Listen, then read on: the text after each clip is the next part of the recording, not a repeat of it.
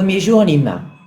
L'accueil est assuré à l'aéroport de Lima, quelle que soit l'heure, suivi de transfert à l'hôtel. Aucune activité n'est prévue ce jour d'arrivée. Vous pouvez envisager quelques jours de visite de Lima avant votre circuit programmé et nous pouvons nous occuper de vos éventuelles nuits d'hôtel antérieures au départ et pourquoi pas vous établir un programme de visite de Lima. Deuxième jour, Lima, Paracas. Après avoir rencontré votre guide accompagnateur, vous partez pour une visite rapide de Lima. Un petit tour par Miraflores, quartier moderne au bord de l'océan Pacifique, et nous dirigeons vers le centre historique pour profiter de la place d'Armes, la cathédrale, la mairie et le palais présidentiel. De là, nous partons pour Cerro Azul, où nous déjeunons après une petite balade sur la plage. Nous poursuivons ensuite en direction de Paracas, où nous arrivons en fin d'après-midi pour nous installer à l'hôtel. Troisième jour, Paracas, Nazca ou Puerto Lomas. En début de matinée, nous commençons par une balade en mer jusqu'aux îles Ballestas, lieu de villégiature d'une faune marine impressionnante, plusieurs milliers d'otaries et quantité d'oiseaux marins. De là, nous nous rendons vers l'oasis de Huacachina où nous avons le choix entre une balade en buggy à travers le désert, sensation forte, oui, mais attention au dos, ou une visite de musée de Ica. Ensuite, peu avant l'arrivée à Nazca, arrêt au Mirador, d'où l'on observe deux figures géométriques de la culture Nazca. À Nazca, en fonction de la météo, ceux qui ont pris l'option de réaliser le survol des lignes sont conduits à l'aéroport. Le reste du groupe visitera les aqueducs de Cantalioc, système de canalisation souterraine d'irrigation des Nazca, ou visite des ateliers artisanaux locaux, céramique, lavage d'or. Suivant le timing, nuit à l'hôtel de Nazca ou à Puerto Lomas. Quatrième jour, Nazca, Puerto Lomas, Toro Muerto. Tôt le matin, départ vers Toro Muerto. La route est longue, mais les paysages du Pacifique sont parmi les plus beaux et très surprenants du Pérou. Se succèdent de longues plages vierges et désertes, de vertigineuses falaises entrecoupées de vallées verdoyantes. Après le déjeuner aux alentours de Camaná, la route met le cap à l'est pour grimper jusqu'au Toro Muerto où l'on arrive en fin de journée pour prendre ses quartiers à l'hôtel. Cinquième jour, Toro Muerto, Arequipa.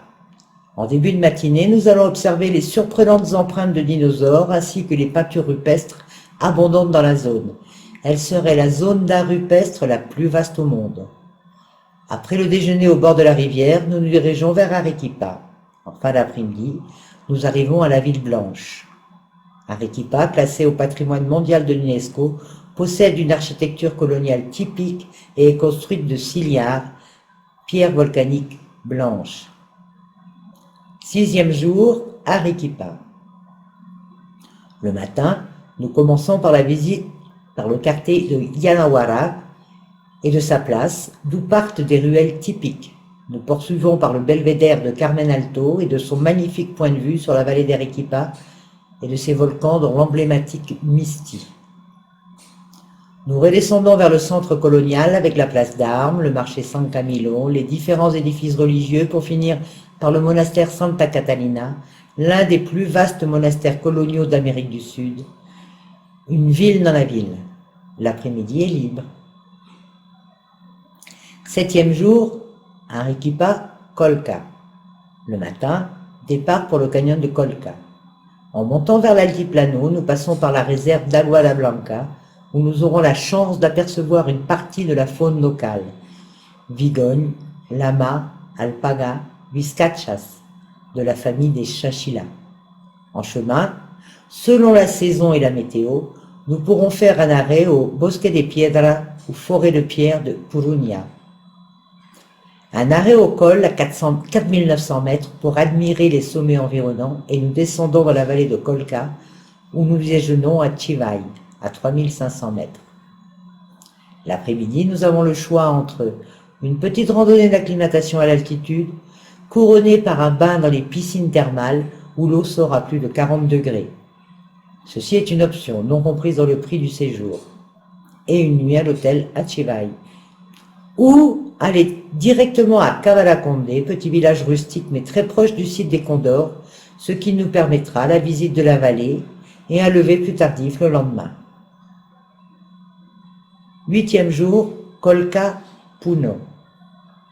Après un petit déjeuner vers 6h ou 7h30 du matin, nous transportons ou à travers la vallée de Kolka ou directement jusqu'au mirador de la Cruz del Condor, d'où l'on jouit d'une incroyable vue sur le canyon, la rivière plus de 1000 mètres en contrebas. De là, nous pourrons observer l'envol des condors qui profitent des courants ascendants pour descendre vers la mer. Ils peuvent parfois passer juste au-dessus des spectateurs. Nous revenons sur nos pas pour quitter Kolka et traverser l'altiplano en direction de Puno. Après quelques arrêts en route, notamment à la lagune de Lagunitas, nous rejoignons Puno en fin de journée pour une nuit à l'hôtel. 9e jour, Puno, île Uros et Amantani. Le matin, départ en bateau sur le lac Titicaca pour visiter les îles Uros, îles flottantes faites de roseaux sur lesquels les Indiens Uros ont vécu pendant longtemps de chasse et de pêche. Dans les années 50, les Uros ont disparu, remplacés par des communautés Aymara. Ces derniers vivent plutôt du tourisme. Les îles, même si elles apparaissent un peu factices, n'en restent pas moins étonnantes. Nous poursuivons jusqu'à l'île d'Amantani pour nous installer dans notre famille d'accueil. Nous pouvons profiter d'une petite balade au sommet de l'île pour admirer les ruines et surtout observer le crépuscule sur le lac. Il est à noter que tant le logement que la restauration sur l'île est très rustique. 10e jour, île d'Amantani, île Takile, Puno. Au matin, nous reprenons le bateau vers l'île de Takile, où la population locale vit toujours selon les coutumes et règles communautaires antiques. Nous grimpons au village, au sommet de l'île, pour admirer la vue dégagée sur le lac Titicaca et sur la cordillère royale, côté Bolivie. Les habitants de l'île sont reconnus pour leur savoir-faire en matière de tissage. Après le déjeuner, retour à Puno, où nous arrivons dans l'après-midi. Nous sommes ramenés à l'hôtel pour y passer la nuit. 11e jour, Puno, direction la région de Cusco. De Puno, nous avons le choix d'aller directement à Cusco. Après avoir traversé l'altiplano et ses paysages grandioses, nous passons par le col de la Raya qui marque la naissance de la vallée dans laquelle se développa la civilisation inca. Lors du trajet, nous nous arrêterons pour visiter le temple de Viracocha à Aracchi, ainsi que le village d'Andahuaylas et son église San Pedro, surnommée la chapelle Sixtine des Andes, une merveille d'architecture baroque récemment rénovée. Nous arrivons à Cusco en fin d'après-midi pour nous installer à l'hôtel. Ou de choisir, suivant la taille du groupe et du fait des possibilités d'hébergement de la ferme auberge, l'option de visite de Siyustani, site funéraire constitué de tombes en forme de tour appelé Chulpas, suivant la météo du canyon de Tinajani, lieu magique où l'on n'entend que le bruit de la nature, et de faire un arrêt pour la nuit à Queque Norte, exploitation agricole moderne avec visite des installations de production laitière et fromagère. Cette option suppose un jour supplémentaire et une arrivée le lendemain à Pisac avec la traversée de l'altiplano et les visites de Aracchi et Andahuaylas. 12e jour, Cusco, Pisac, Ollantaytambo. Au départ de Cusco ou directement de Pisac, nous montons à la citadelle Inca de Pisac, l'une des plus importantes de la vallée, puis redescendons au village pour flâner dans son grand marché artisanal. L'après-midi, nous continuons le circuit dans la vallée jusqu'au village Inca d'Ollantaytambo pour visiter sa forteresse à flanc de montagne et y passer la nuit. 13e jour, Ollantaytambo, Machu Picchu, Ollantaytambo. Tôt le matin, nous prenons le train le long de la vallée encaissée de la rivière Urubamba jusqu'au village d'Aguascalientes. De là, une navette nous fera monter les 400 mètres qui nous mènent jusqu'au Machu Picchu. Et il est toujours possible de faire l'ascension et ou la descente à pied, d'un minimum de 2 heures aller, 2 heures retour. Mais cela diminue d'autant la durée de la visite du site.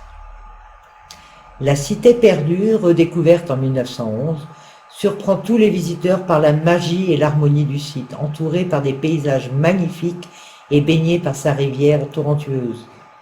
Après la visite guidée, il reste encore du temps pour déambuler dans les allées mystérieuses du Machu Picchu.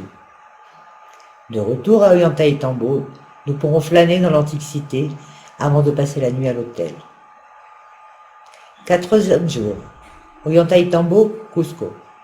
En remontant vers Cusco, nous allons visiter les cirques incas de Moray, un ensemble de terrasses concentriques superposées, utilisées pour l'agriculture, voire l'agronomie. Les salines de Maras, exploitation de sel, toujours en activité et datant de l'époque pré-inca. Et enfin, le village de Chinchero, où nous déjeunons. Arrivés à Cusco, nous visitons le Coricancha, au Temple du Soleil, centre politique et religieux de l'Empire Inca, et selon le souhait de chacun, il sera toujours possible d'assister au spectacle de musique et danse du centre d'art natif avant le dîner et le retour à l'hôtel. 15e jour, Cusco.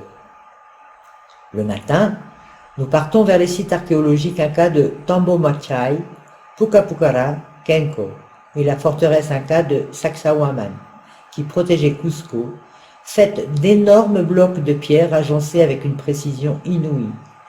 Après le déjeuner, nous irons jusqu'au temple de l'eau de Tipom et de retour à Cusco, la fin d'après-midi est libre. Un conseil important, ne pas oublier la visite du marché central San Pedro. Ici, l'animation est permanente et l'identité andine bien marquée. On y parle le quechua autant que l'espagnol, et les produits offrent une palette d'odeurs et de couleurs des plus variées. 16e jour, Cusco, Lima. Le transfert à l'aéroport pour Lima se fait le matin et connexion avec votre vol international. Si votre vol de retour se fait le jour suivant, nous sommes à votre disposition pour la nuit additionnelle à Lima et le transfert vers l'aéroport. Si vous le désirez, un jour supplémentaire peut vous être proposé pour une visite plus approfondie de Lima, ses différents quartiers et musées. Ceci pourrait être votre voyage au Pérou, mais nous sommes à votre disposition pour concrétiser tous vos projets d'un séjour plus long, plus court, de visite d'autres lieux qui vous font rêver. À bientôt.